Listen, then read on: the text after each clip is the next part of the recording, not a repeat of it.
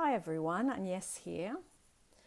I'm going to do an audio today about a few things. Firstly, the short circuits in relationships. Now, that could be family relationships, it could be relationships at work, it could also be a romantic relationship with an ex or a current partner. So, what are the short circuits? Number 1, anxiety. Number 2, being demanding. Number 3, depression. Number 4, being controlling. Number 5, neediness. Number 6, desperation. Number 7, getting. Number 8, forcing. And number 9, entitlement. So all of these are repellents in relationships. And it's not to say that sometimes we don't feel depressed or we don't feel needy or a bit desperate, but I'm talking about when you are in this a lot. And what I mean by a lot is over 50% of the time, this then takes its toll on your relationships. So the better you manage yourself, the better the relationships are. And the less you put this stuff on others, the better your relationships are. Again, there are times where we need to talk to someone in our family, friends, etc., about what's going on. But it's making sure we don't do this consistently, dump our stuff consistently onto relationships, because it does create wear and tear.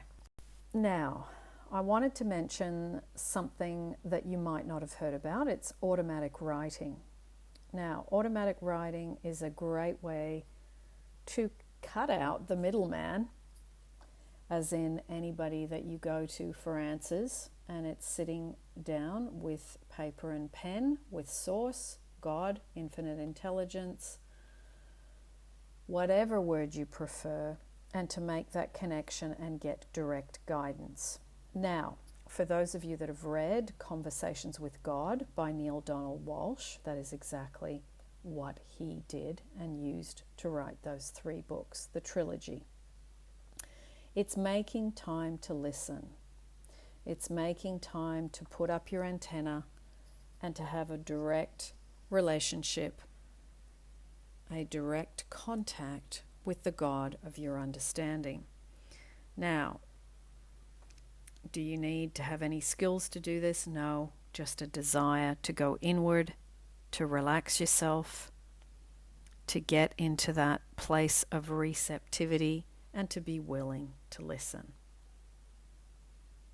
Now, whenever you lose this connection, it's about getting back into that calm place. And sometimes we're not calm. Sometimes we're disturbed. And sometimes that's why we want to sit down and do this. But this is a wonderful practice, and it is an extension of what I've previously talked about with visioning.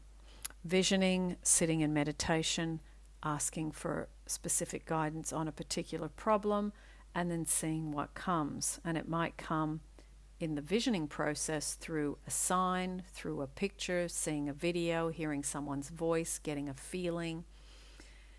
It might be many different ways. With automatic writing, it's having one pen to write the question or something you need help with.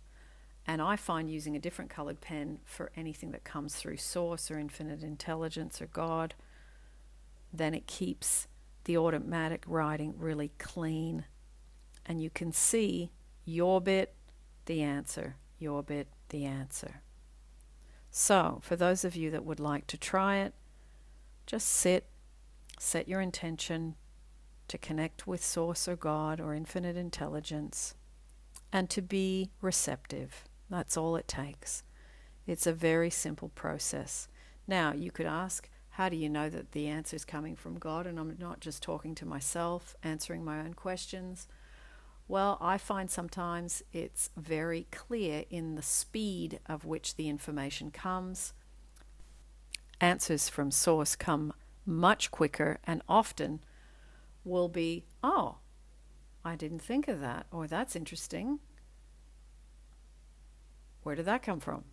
And you kind of go into this where it takes your breath away. So that's how you know. So this can be a nice little tool for those of you that already have a toolbox to improve your downloading from source and to have a much more drama-free life because you're getting direct guidance. This is free. You don't have to pay anyone. And it is something that if you make time to do it, it can become very addictive. So try it. See what you think. See what you download. See what comes to you. So this is like creating a better live stream program. Spending your efforts on being relaxed as much as possible. And when you aren't relaxed and you do feel tension, to remind yourself, I'm tense because I don't like something, or something someone is saying, or I don't like where I am, or what I'm doing. Now, instead of tensing, learn to relax into it, relax within it, and let it pass through. And you can use this automatic writing as a fun little exercise to help you with these things that you're tense about.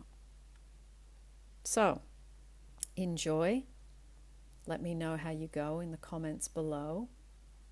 And share any experiences you have if you feel to, if you don't feel it's too private or personal, of doing this. And I find it's nice to do it with, you can light your candle and put on a nice piece of music and sit by the fire, or if it's summer where you are, sit outside and be in the, afternoon, early evening time, and just really get yourself into that space of becoming someone who doesn't need outside reassurance from others.